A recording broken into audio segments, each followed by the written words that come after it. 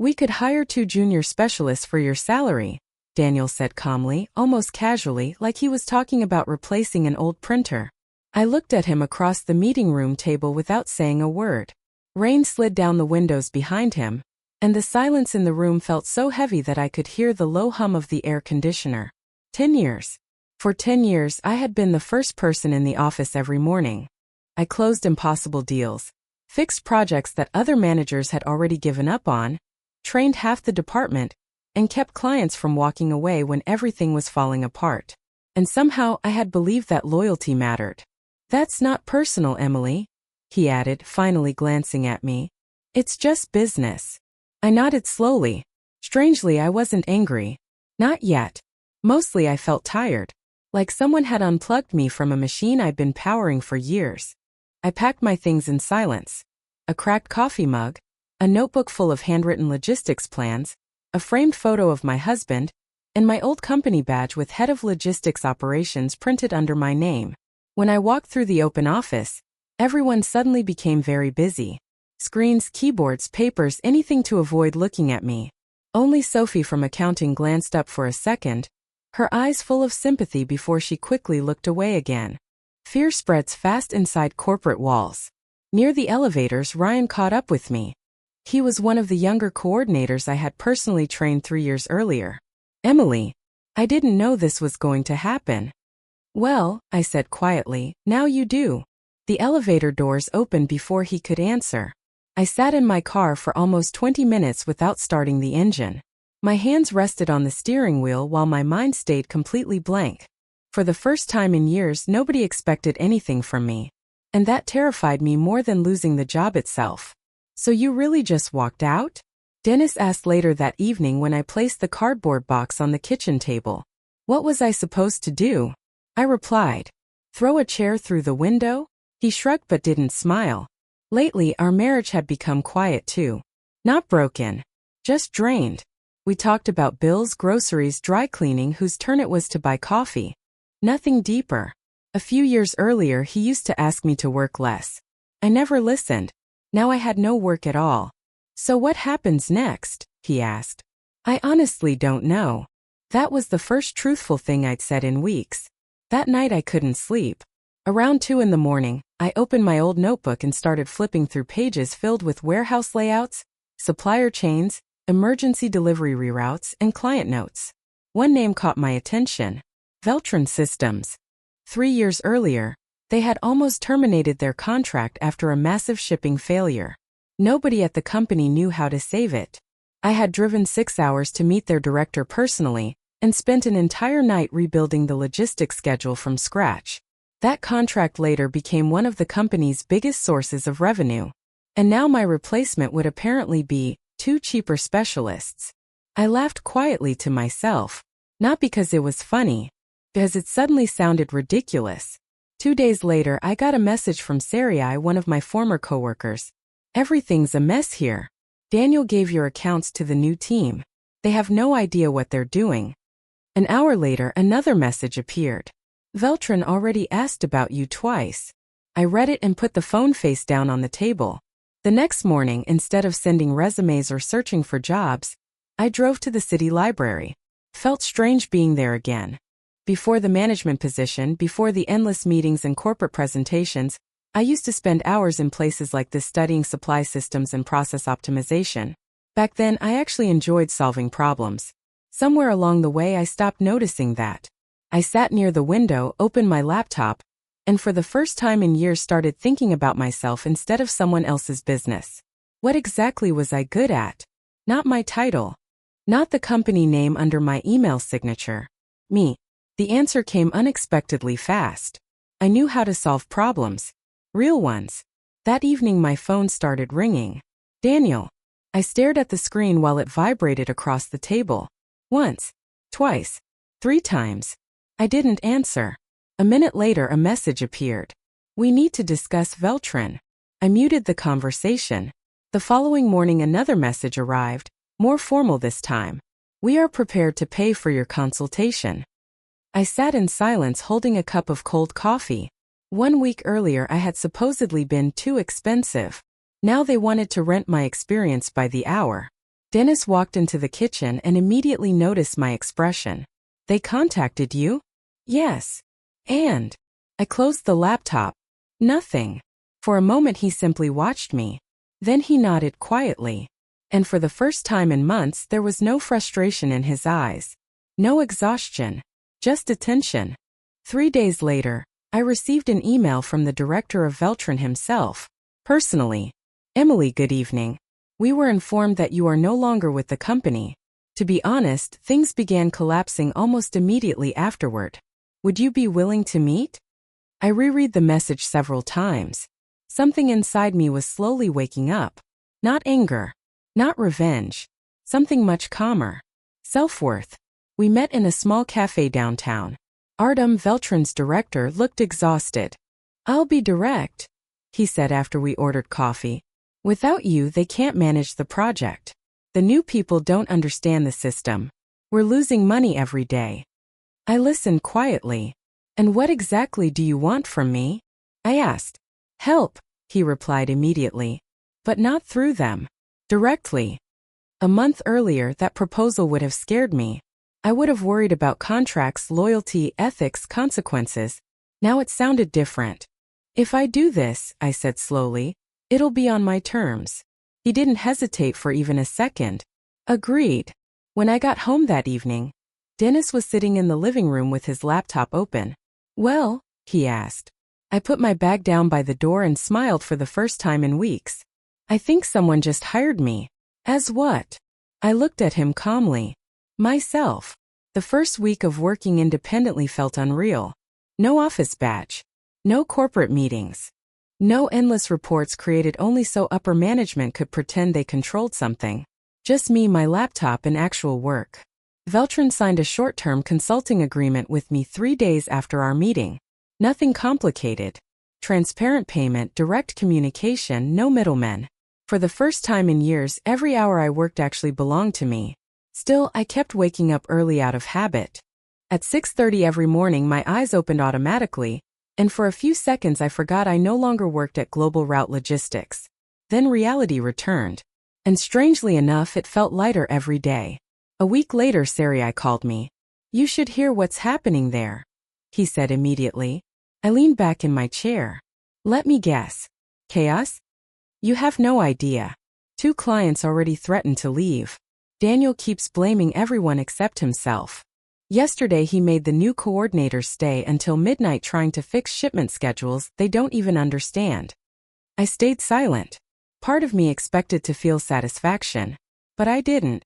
Mostly I just felt detached. Like I was listening to news about a place I used to live in years ago. He's furious because clients keep asking for you, Sarai continued. And honestly, people are starting to leave. That caught my attention. Leave. Yeah. Turns out fear works badly once people realize the system can survive without the company. After we hung up, I sat quietly for several minutes. That sentence stayed in my head. The system can survive without the company. For 10 years they made us believe we were nothing outside those walls.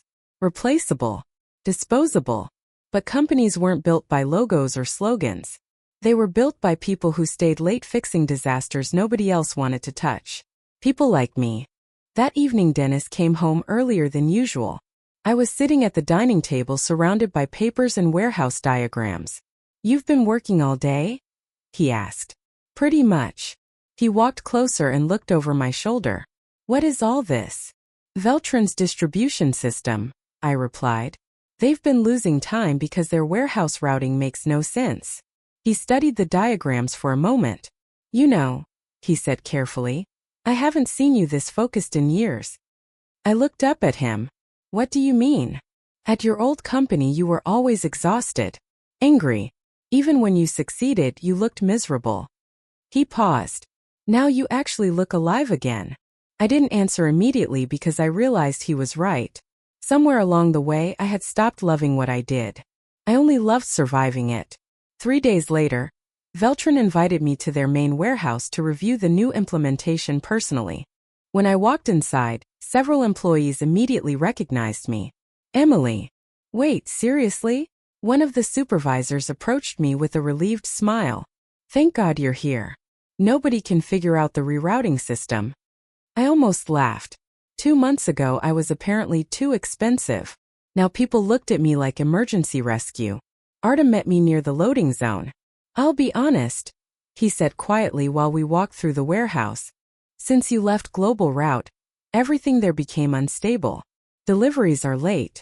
Managers keep changing instructions. Nobody trusts anyone." "That sounds familiar," I replied. He glanced at me carefully. "You don't miss it?" I looked around the warehouse, workers moving between shipments, forklifts crossing the floor, people actually solving real problems instead of discussing them in conference rooms. "No," I answered honestly. "I miss the work sometimes.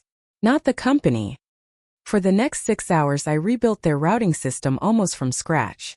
The funny part was that the solution wasn't even complicated. The company had spent months trying to optimize costs, while completely ignoring actual workflow. Classic corporate stupidity. By evening, the warehouse manager stared at the updated logistics board in disbelief. "You just solved a problem we've had for half a year." I shrugged.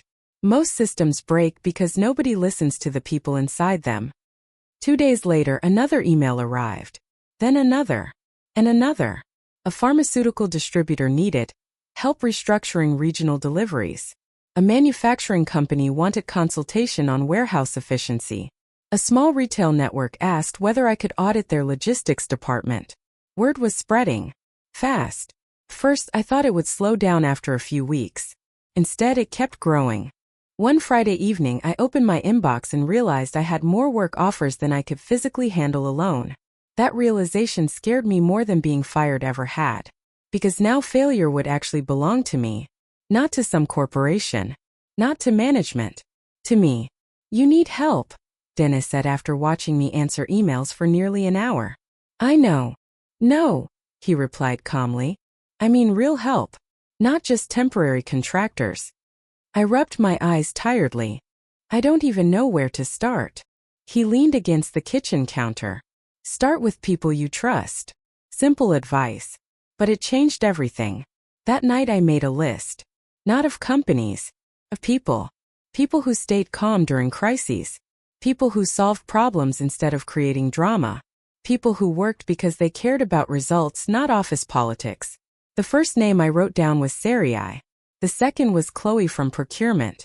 The third was Maxim, an operations analyst who had once spent an entire weekend helping me prevent a shipment disaster without asking for overtime. I stared at the list for a long time. Then I sent 3 messages. "Want to meet tomorrow?" We met Saturday evening in a small restaurant near the river. At first, the conversation felt awkward. Like former classmates meeting years after graduation. Then Sarai leaned forward. "So," he said quietly, "are the rumors true?" "What rumors?" "That clients are following you." I smiled slightly. "Some are." Chloe exchanged a quick glance with him. "And what exactly are you planning?" That was the problem. I didn't fully know yet. But for the first time in years, uncertainty felt exciting instead of terrifying. "I think," I said slowly, "I'm building something." Maxim laughed softly. "Please tell me it won't be another corporate circus." "No endless meetings," I replied immediately. "No fake urgency?" "No." "No managers who've never done actual work?" "Definitely not." For the first time that evening, all 3 of them smiled. Then Sarai looked at me seriously. "If you're really doing this, I'd leave tomorrow."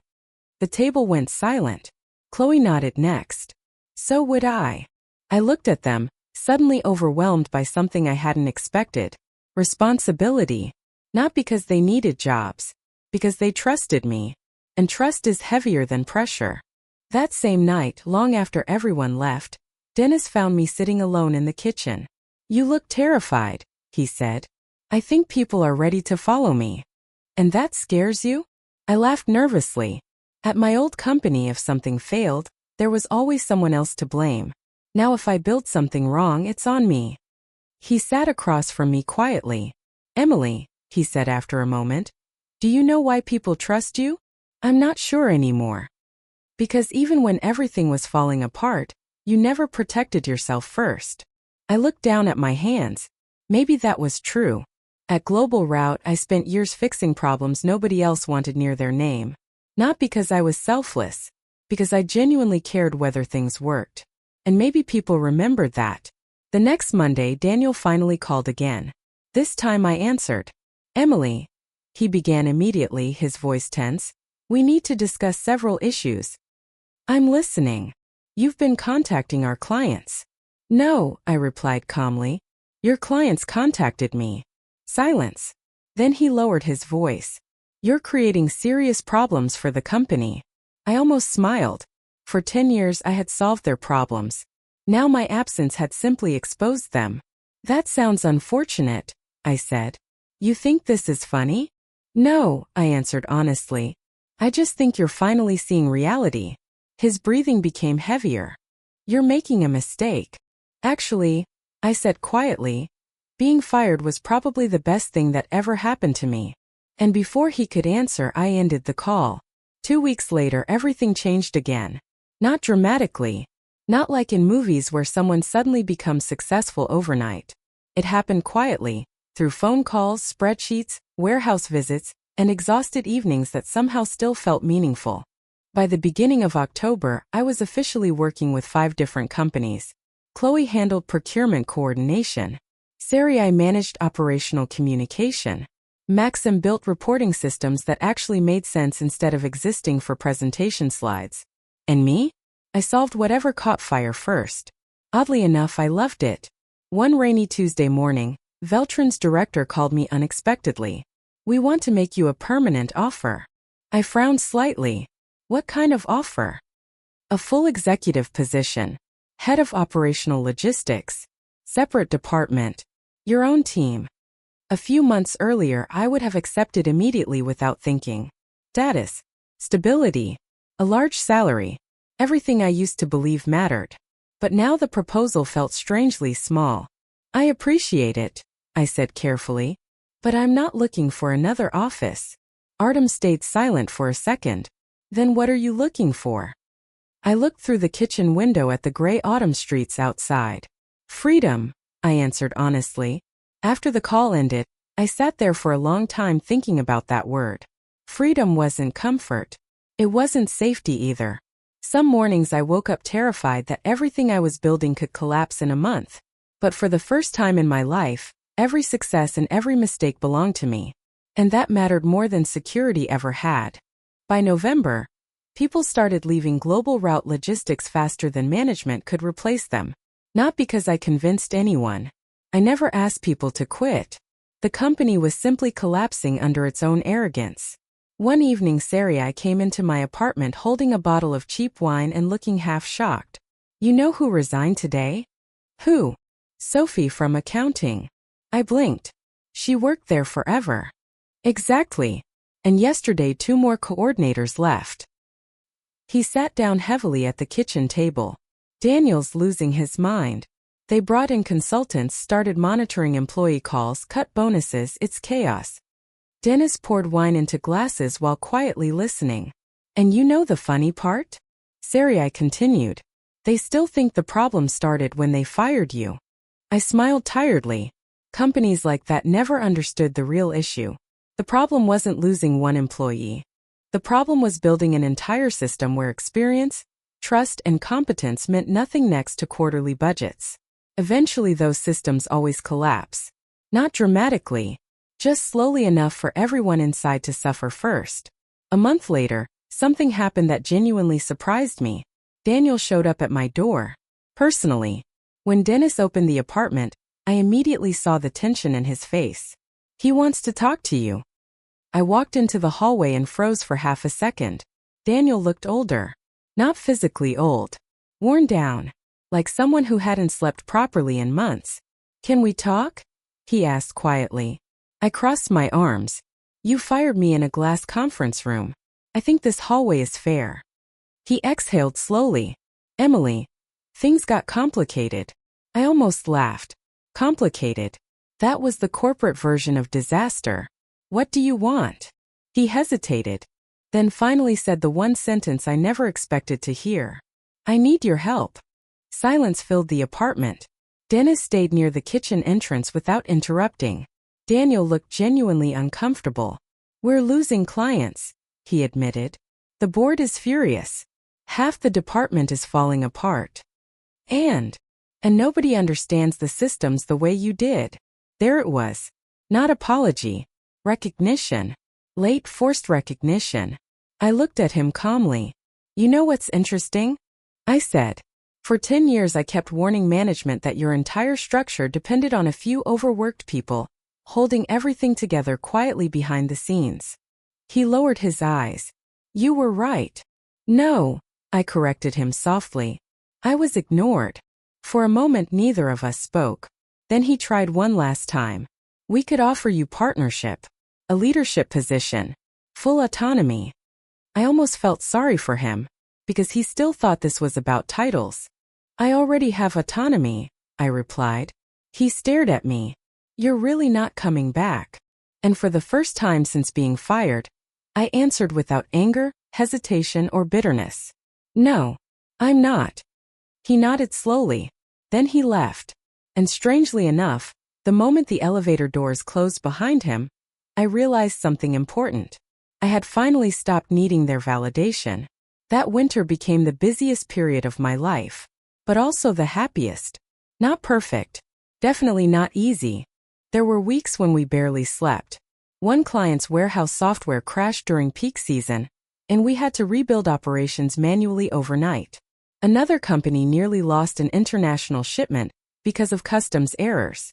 Sometimes the pressure felt unbearable. The difference was that now nobody pretended the work didn't matter. We weren't wasting energy protecting executives from accountability. We were simply solving problems together. And that changes everything.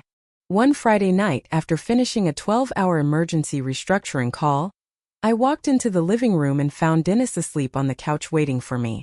The TV was still on quietly. An untouched dinner sat on the table. For a second, guilt hit me hard. Because I suddenly remembered how many nights he had spent waiting for me during my old corporate years. The only difference now was who I had become while doing it. I sat beside him carefully, trying not to wake him. But his eyes opened almost immediately. You're home, he mumbled sleepily. Sorry. It got complicated. He smiled faintly. Yeah. But now when you say that, you don't look miserable anymore. That sentence stayed with me all night. A few days before New Year's Eve, Maxim came into our temporary office carrying printed financial reports. You should see this. I took the papers from him and stared silently at the numbers. For the first time since leaving Global Route, the reality truly hit me. We weren't surviving anymore. We were growing. Actually growing. Not because investors pushed artificial expansion. Not because some board demanded higher quarterly numbers. Because clients trusted us. Because people wanted to work with us again. Because competence spreads too, just slower than fear. Sarai leaned against the doorway with crossed arms. So, he said carefully, have you thought about making this official? What do you mean? A real company. I looked around the room. Cheap desks. Coffee cups everywhere. Half-broken printer. Whiteboards filled with handwritten notes. Nothing about it looked impressive. And yet this small chaotic space felt more honest than every polished corporate office I had ever worked in. Dennis walked in carrying coffee for everyone. Without thinking, Sarai smiled at him and said, Congratulations. Your wife accidentally built a company. I laughed for the first time that entire exhausting week. But deep down I knew he was right. The strange part was that I never planned to build anything. I had only wanted to survive losing everything. Instead, I found a completely different life waiting on the other side of it. We officially registered the company in February. It took exactly 12 minutes to choose the name and 3 weeks to finish the paperwork, because nobody could agree on the legal details. In the end, we settled on something simple. North Axis Solutions. No flashy branding. No corporate slogans about innovation and leadership. Just a company built by people who were tired of pretending that appearances mattered more than results. The first thing we did after registration was buy a proper coffee machine. According to Sarai, that made us a serious organization. Spring arrived quietly. The snow disappeared from the streets, deliveries increased again, and our tiny office became too small almost overnight. People were everywhere. Phones ringing. Warehouse schedules pinned to walls. Laptops open on every free surface. At least twice a day someone shouted across the room, asking where a shipment file had disappeared. And somehow in the middle of all that chaos I felt calm. Not relaxed. Not stress-free. Just steady. For years my entire life had depended on surviving systems controlled by other people. Now we were building our own. And when problems appeared, nobody wasted time searching for someone to blame. We simply fixed them. Sounds simple. But it changes everything. One afternoon Chloe walked into my office carrying a folder. "You need to see this." I looked up from my laptop. "What happened?" She dropped the folder onto my desk. Global Route lost the Veltron contract. For a moment I just stared at her. That was their biggest account. Not anymore. I opened the document slowly. Veltron had officially terminated all cooperation with them. Not because of revenge. Not because of me. Because after months of delays and internal chaos, they simply stopped trusting the company. Trust takes years to build and weeks to destroy. I learned that lesson long ago. Apparently Global Route hadn't. Chloe sat down across from me carefully. "You okay?" I realized I felt nothing. No triumph. No satisfaction. Just distance. Like hearing news about an old apartment building where I used to live years ago. "That chapter ended a long time ago," I said quietly. And for the first time I fully meant it. Around the same time, Dennis started spending more evenings at the office with us.